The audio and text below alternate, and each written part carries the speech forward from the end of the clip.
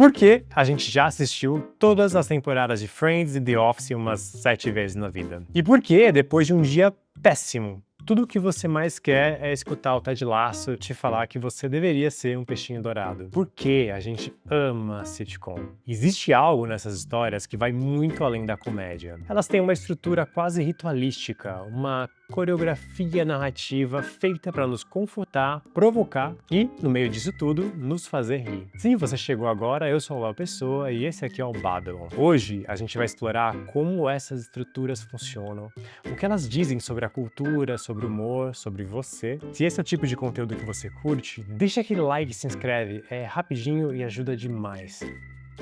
Sitcom. Que diabo é isso? Sitcom significa situation comedy, comédia de situação. Geralmente envolve um grupo fixo de personagens vivendo num universo fechado e recorrente, com situações novas a cada episódio. Mas é só isso?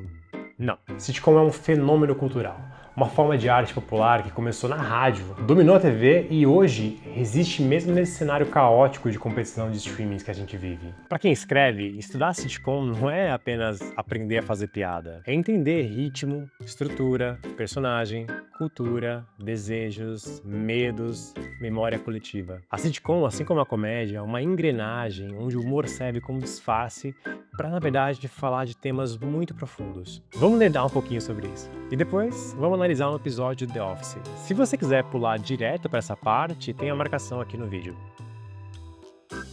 Tá, vamos ser honestos. Tem dia que tudo dá errado. A gente acorda atrasado, o trânsito é bizarro, o trabalho é só aquele monte de reunião inútil. Mas aí no fim do dia você coloca aquele episódio de Brooklyn Nine-Nine e por 20 minutos tudo fica melhor? Por que isso acontece? Por que o riso tem esse poder quase terapêutico? Antes de falar sobre comédia como entretenimento, vamos entender o papel do riso como um comportamento social. Segundo o sociólogo francês do século XIX, chamado Émile Durkheim, as emoções coletivas têm um papel fundamental na coesão do grupo. Ele chama isso de efervescência coletiva. Aquele estado emocional que a gente compartilha em rituais religiosos, festas, jogo de futebol, protesto ou, no nosso caso, na experiência de compartilhar risada. O riso sincroniza e o humor cria pertencimento, reforça laços. Não é à toa que você e seus amigos trocam meme no direct do Instagram. Campanhas políticas usam piadas para reforçar esse sentimento de tribo. E até as marcas tentam fazer a mesma coisa, só que geralmente é meio cafona. O Sigmund Freud, no livro O Xiste e a sua relação com o inconsciente, diz que o humor funciona como uma forma de sublimação,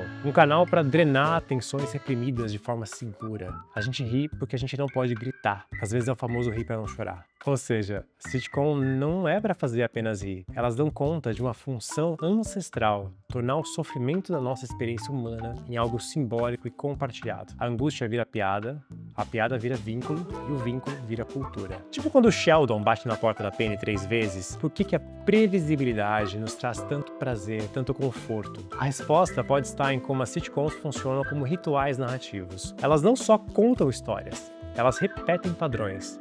Padrões que, justamente por se repetirem, ganham poder simbólico, emocional e coletivo. Existe um antropólogo chamado Victor Turner que estudou rituais de passagem em comunidades africanas e cunhou o termo linearidade.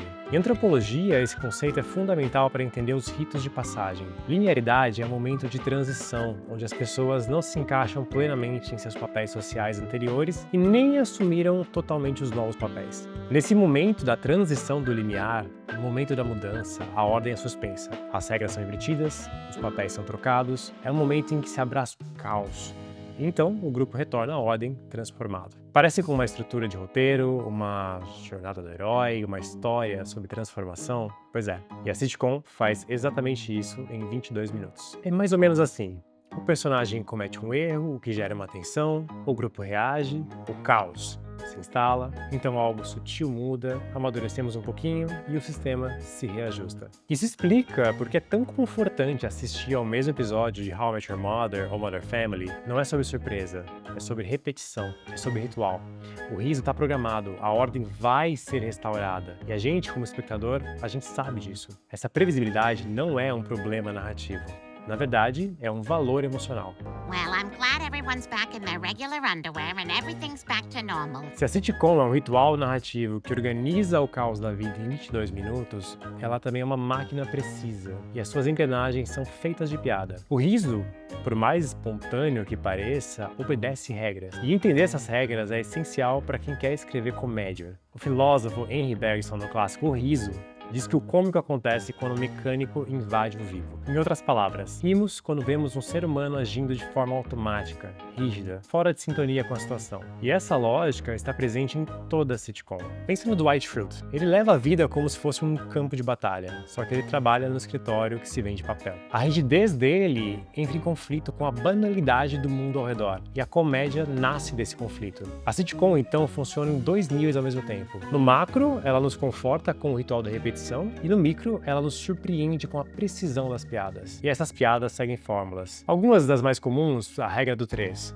2 elementos constroem uma expectativa e o terceiro quebra. Ou callback, aquela repetição cômica de frases, penny, penny, penny. Ou punchline visual, um olhar, um corte, o Jim procurando a câmera. Mas a piada boa não é técnica, ela é dramática. Ela revela a personagem, ela mostra a contradição, ela exibe falhas. É por isso que o roteirista bom constrói uma piada, mas o roteirista excelente entende o porquê da piada. Os personagens de sitcom não são apenas personagens, eles também são arquétipos. Personagens que reaparecem nas culturas porque representam estruturas internas humanas. Na sitcom, encontramos o bobo, o sábio, o cínico, o idealista, mas o segredo da comédia está na subversão. Michael Scott quer ser um líder inspirador, mas ele é carente, infantil, trágico. Ted Lasso é otimista que sofre de ansiedade paralisante. Essas contradições é onde mora a comédia, mas também é onde mora o drama. Todo mundo atua papel social, e a sitcom mostra o que acontece quando essa atuação falha.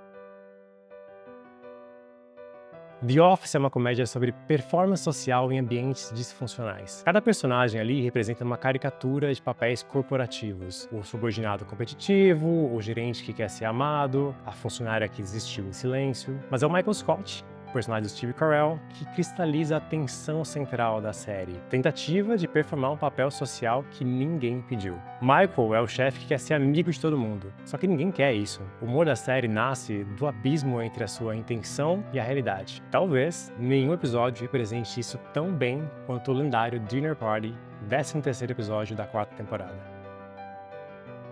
Aqui temos o que talvez seja a forma mais pura do que chamamos de comédia de desconforto. Mas mais do que isso, Dinner Party é quase um experimento antropológico, uma dissecação brutal das máscaras sociais, dos papéis de gênero, da dinâmica de poder íntimo, tudo dentro da estrutura ritualística da sitcom. O episódio inteiro se passa dentro do apartamento de Michael e Jen, uma espécie de antítese do lar ideal. Claustrofóbico, mal decorado, carregado de energia passiva-agressiva. A situação, em termos narrativos, é simples, é um jantar, mas o jantar é apenas o pretexto para o caos simbólico que a sitcom promete em cada episódio. Lembra do conceito de linearidade lá do Victor Turner? O momento em que as regras sociais se suspendem e os papéis se embaralham? É isso que acontece aqui. O ambiente privado vira palco público. O espaço íntimo é invadido por convidados, testemunhas que, como nós, espectadores, assistem à implosão de um casal em tempo real. A lógica habitual do escritório dá lugar a um novo código social, mas que também colapsa. Ninguém sabe direito o que fazer, como agir e o que dizer. A Jen domina o espaço com sua presença. Velas aromáticas, esculturas de si mesma,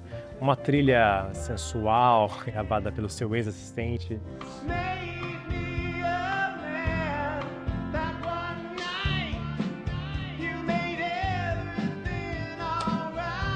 O Michael tenta parecer casual, só que ele revela com aquele orgulho tragicômico que dorme no futon aos pés da cama. Ele se gaba da sua TV minúscula. Silêncio. Jim Penn desvia um olhar. É engraçado? É, mas também é quase insuportável. E é aqui que entra o que o Freud chama de sublimação, o riso como forma de liberar a tensão. Rimos porque é insuportável demais não rir. A sitcom cumpre a sua função simbólica. Ela transforma a angústia em código socialmente aceitável. O caos vira piada, a piada vira vínculo e o vínculo cultura. E é também quando vemos o pensamento de Bergson, o cômico surge da rigidez, da tentativa de manter a performance social mesmo quando ela já colapsou. Michael e Jen não sabem mais quem são, só que eles insistem nos papéis. O anfitrião, e artista sofisticada. O resultado é uma dança de máscaras que falham, uma coreografia do constrangimento. Hardly my first.